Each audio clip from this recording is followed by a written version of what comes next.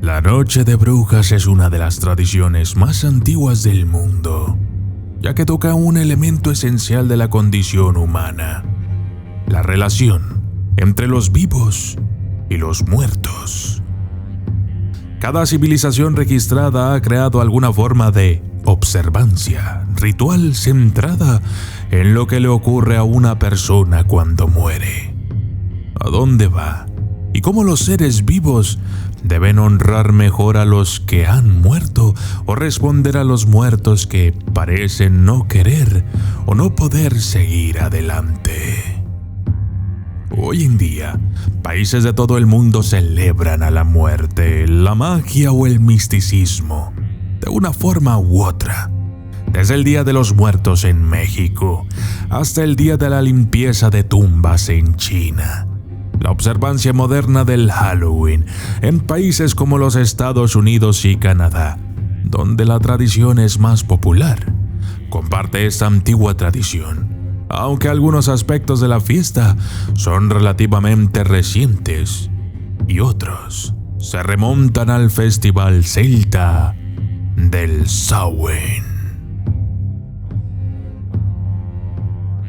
A lo largo de los años, los grupos cristianos han intentado rutinariamente demonizar y denigrar la observancia de este tipo de cosas, en parte repitiendo la afirmación errónea de que el Samhain era el dios celta de los muertos y que el Halloween era su fiesta.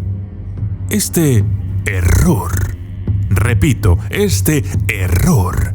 proviene del ingeniero británico del siglo XVIII, Charles Vallancey, que escribió sobre la fiesta del Samhain con una pobre comprensión de la cultura y el lenguaje, y se ha repetido sin crítica desde entonces. Sin embargo, fue la propia Iglesia la que preservó la tradición del Samhain en Occidente al cristianizarla en el siglo IX, marcando así el camino para la transformación de una tradición religiosa pagana del norte de Europa en una fiesta secular mundial que se ha convertido en la más popular y comercialmente lucrativa después de la Navidad. El Samhain. Las tradiciones de Halloween en Occidente se remontan a miles de años atrás. El festival de Samhain, el festival del Año Nuevo celta. El nombre significa el fin del verano, y el festival marcaba el cierre de la temporada de cosecha y la llegada del invierno.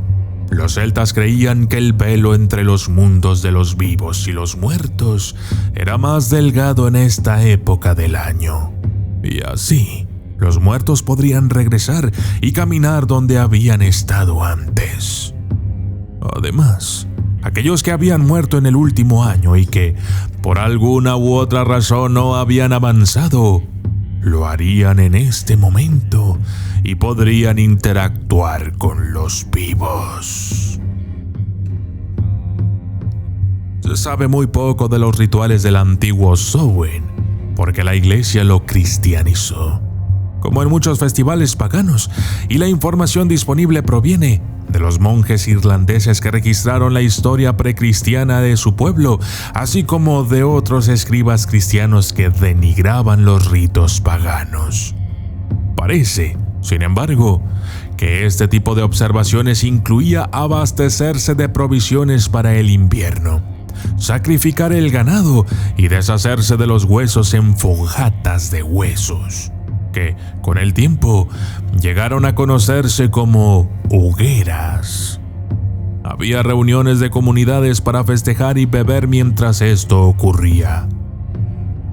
Pero también había la conciencia de la época delgada y la posibilidad de que visitantes de otro mundo se presentaran en la fiesta. Se esperaba y se acogía con agrado a los seres queridos que habían partido, y la práctica de exponer los alimentos favoritos de los muertos puede haberse originado ya hace 2000 años, aunque esto no está claro. Pero también podían aparecer muchos otros tipos de espíritus, algunos de los cuales nunca tuvieron formas humanas. Por ejemplo, los elfos, las hadas, los Weefolk, los duendecillos y las energías oscuras eran tan propensos a hacer una visita como aquellos que uno anhelaba ver de nuevo por última vez. Además, había una gran posibilidad de que el espíritu de una persona a la que se había agraviado también apareciera. Para engañar a los espíritus, la gente oscurecía sus rostros con las cenizas de las hogueras, una práctica conocida más tarde como Wessing, y esto se convirtió en el uso de máscaras. Una persona viva reconocería el espíritu de un ser querido y podría entonces revelarse a sí misma, pero, por lo demás, permanecería a salvo con la atención no deseada de fuerzas más oscuras.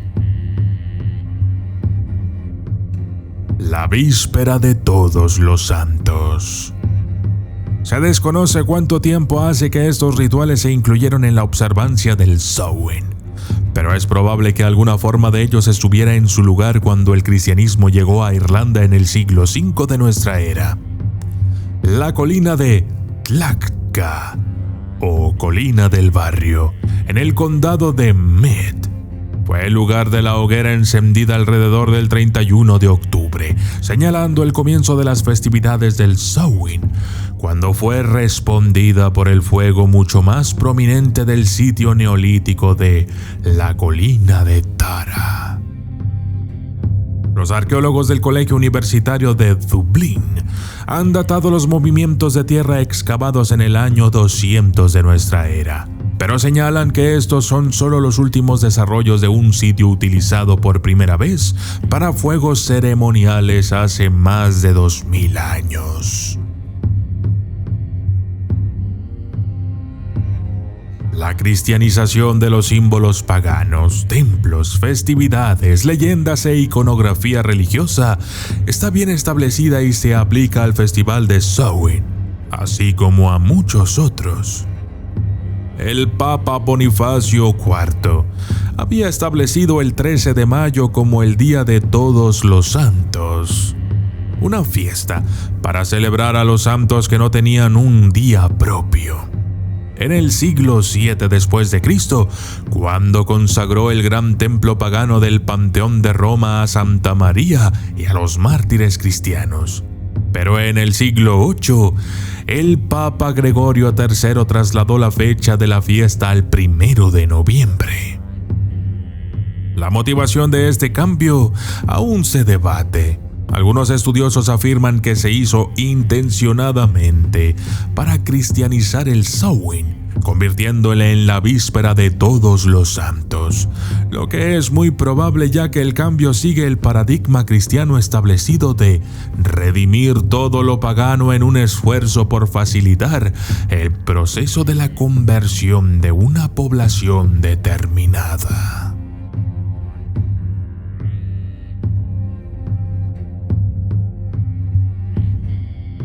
Antes de la cristianización, el 13 de mayo había sido el último día de la fiesta romana de Lemuria, que se celebraba el 9, 11 y 13 de mayo, dedicada a aplacar a los muertos enfadados o inquietos.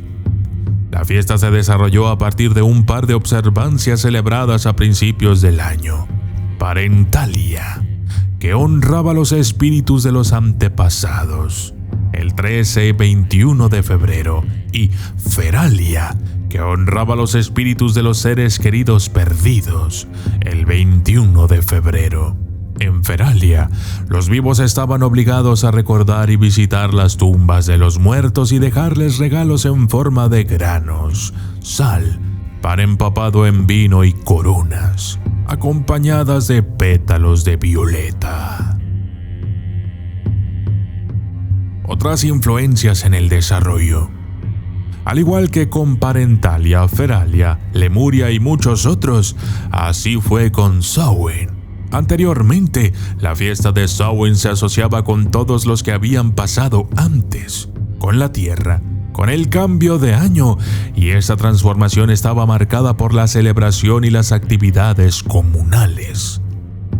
Una vez que la fiesta se cristianizó, la víspera de Todos los Santos se convirtió en una noche de vigilia, oración y ayuno en preparación para el día siguiente, cuando los santos fueron honrados en una celebración mucho más dócil. No obstante, las viejas costumbres no habían desaparecido y las hogueras seguían encendidas, solo que ahora en honor de los héroes cristianos, y se seguía observando el cambio de las estaciones, solo que ahora para la gloria de Cristo. Muchos de los rituales que acompañaban a esta nueva encarnación del festival son desconocidos. Pero en el siglo XVI, la práctica del Samhain se había convertido en algo integral.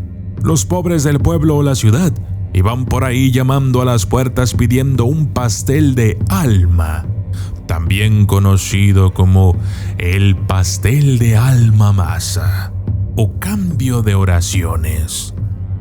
Se cree que esta práctica comenzó como respuesta a la creencia en el purgatorio, donde se pensaba que un alma permanecía en el tormento a menos que fuera elevada por la oración y, más a menudo, por el dinero pagado a la iglesia. Después de la Reforma Protestante, la redención de almas continuó en Gran Bretaña, solo que ahora los jóvenes y los pobres protestantes se ofrecían a rezar por la gente de la casa y sus seres queridos en vez de por los del purgatorio, mientras que los católicos continuaron la antigua tradición. En el siglo XVII, el día de Guy Fawkes añadió un nuevo componente al desarrollo de Halloween.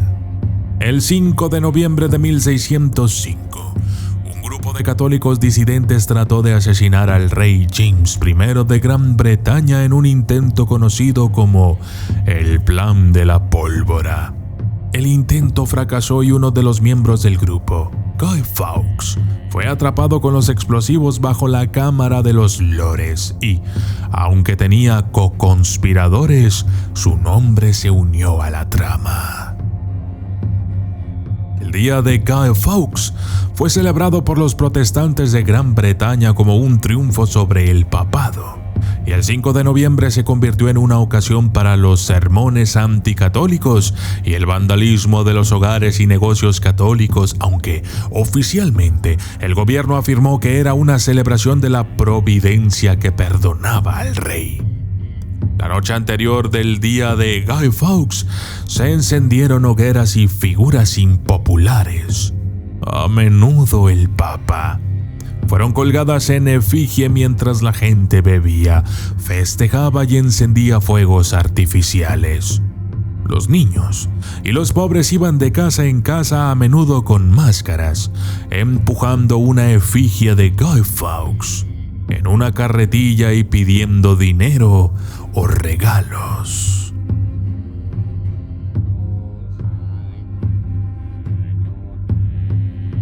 Viniendo a América del Norte. Cuando los británicos llegaron a Norteamérica, trajeron estas tradiciones con ellos. Los puritanos de Nueva Inglaterra, que se negaron a observar cualquier día festivo que pudiera estar asociado con creencias paganas, incluyendo Navidad y Pascua, mantuvieron la observancia del día de Guy Fawkes, el 5 de noviembre, como un recordatorio de su supuesta superioridad moral sobre los católicos. Guy Fawkes continuó celebrándose hasta la Revolución Americana de 1775 a 1783. Los rituales del Samhain llegaron a los Estados Unidos menos de un siglo después con el desplazamiento de los irlandeses. Durante la hambruna de la papa, los irlandeses, en su mayoría católicos, siguieron observando la víspera de Todos los Santos y el Día del Alma, junto con la práctica del Samhain. Pero estos festivales ya estaban impregnados de tradiciones folclóricas, como el Jack O'Farrell.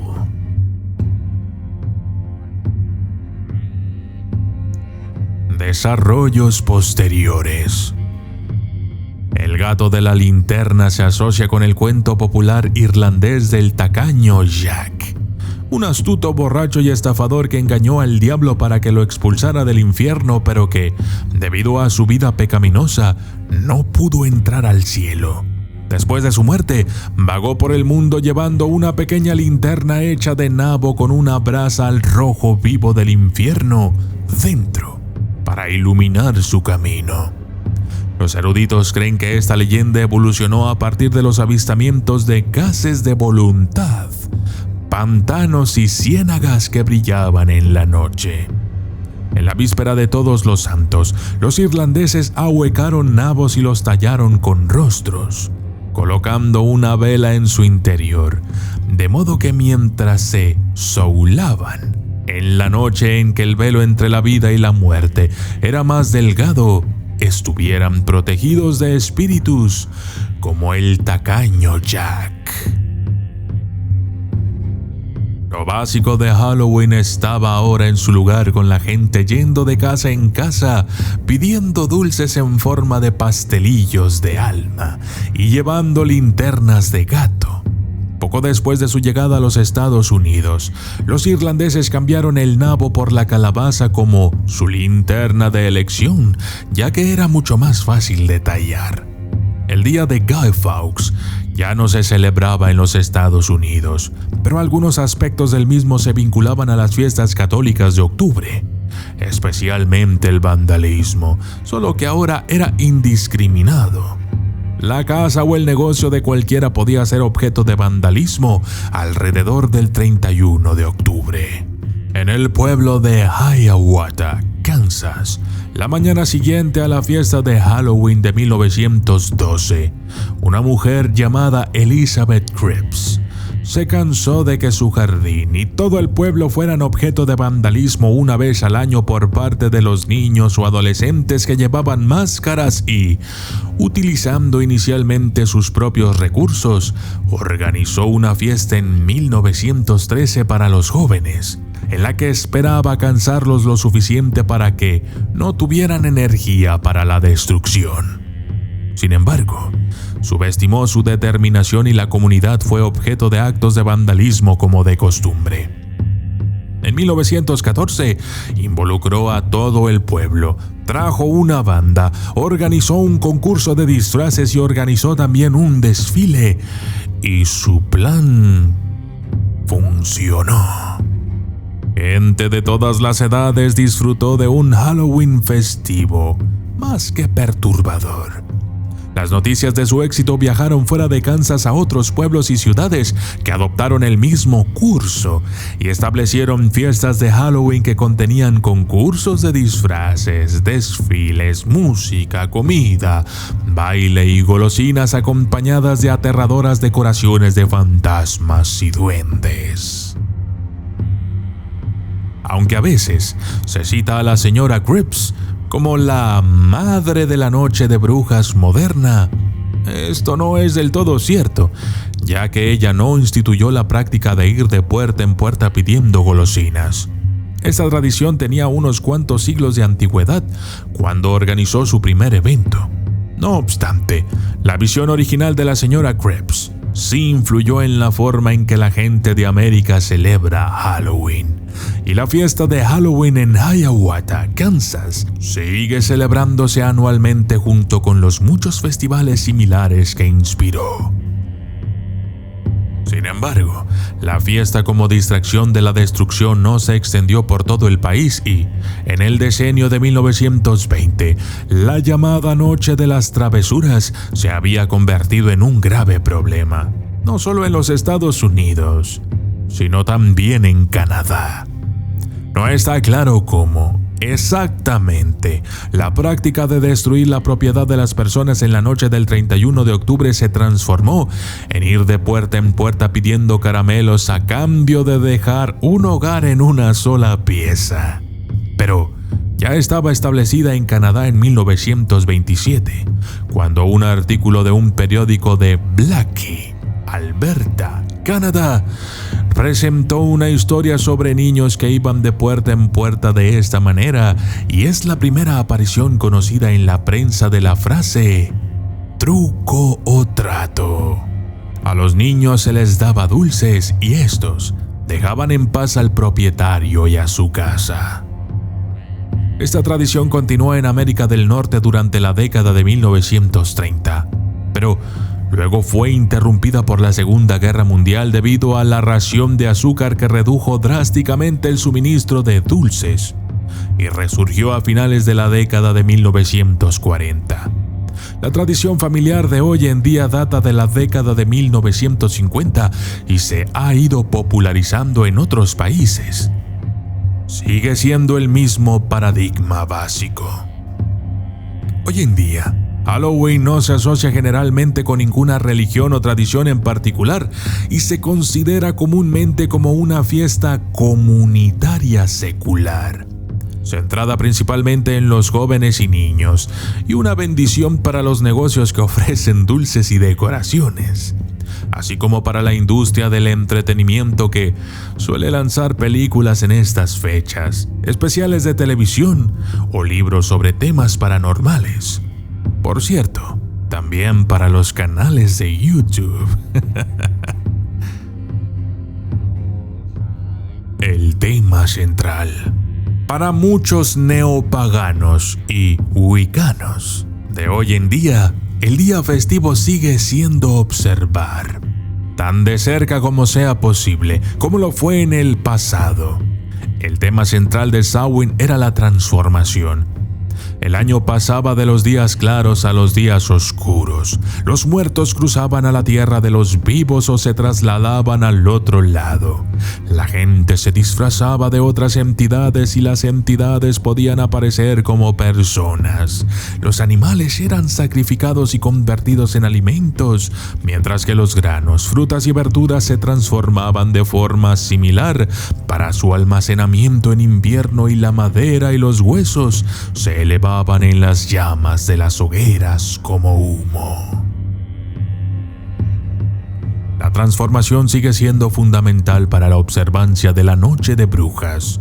La máscara y el disfraz transforman al portador de su vida cotidiana en otro personaje. Por una noche, uno se convierte en Darth Vader, o en un zombie, o en una gran calabaza. Los disfraces más conocidos y más populares también tienen que ver con la transformación. El hombre lobo es humano que se transforma en un animal. El vampiro puede desaparecer en humo o convertirse en murciélago. Los fantasmas alguna vez fueron personas. En la Irlanda precristiana, la diosa más estrechamente asociada con el Samhain era la Morrigan, la deidad asociada con la guerra y el destino que llevó a su pueblo, los Tuatha de Danann, a la libertad en una batalla contra los Fomorianos. La Morrigan, en cada una de sus historias, es una figura transformadora y en la historia de la épica irlandesa Catmaid's Turret, cambia el destino de su pueblo, haciéndolo sus propios amos en lugar de esclavos de otras fuerzas. La transformación era a menudo aterradora, pero también podía ser inspiradora. La figura del hombre lobo se desarrolló en respuesta al miedo a los ataques de los animales y el vampiro, tal vez como respuesta al miedo de los muertos furiosos que volvían a atormentar a los vivos. En estos casos, sin embargo, y en muchos otros, estaba dentro del poder humano matar al monstruo, y así sus leyendas pueden dar poder a la gente para reconocer sus propias fuerzas frente a las circunstancias peligrosas. Las máscaras de Halloween y las tradiciones actuales representan este mismo tema y tocan los aspectos más básicos de la condición humana y la antigua observancia del Samhain. Los trajes que la gente llevaba representan los temores y las esperanzas de la misma manera que hace siglos la gente llevaba máscaras para disuadir a los espíritus y las experiencias no deseadas, al tiempo que anticipaban los encuentros alegres con sus seres queridos. Muchos de los trajes representan el miedo universal a la muerte y a lo desconocido que, por una noche de todos modos, se domina a medida que uno se convierte en lo que normalmente temería y, transformado, neutralizamos esos miedos. En su nivel más básico, el Halloween es o puede ser un triunfo de la esperanza sobre el miedo, que es muy probablemente lo que también significó para los antiguos celtas el Samhain hace miles de años. Yo soy el documentalista y esto fue la historia del Halloween que no conoces.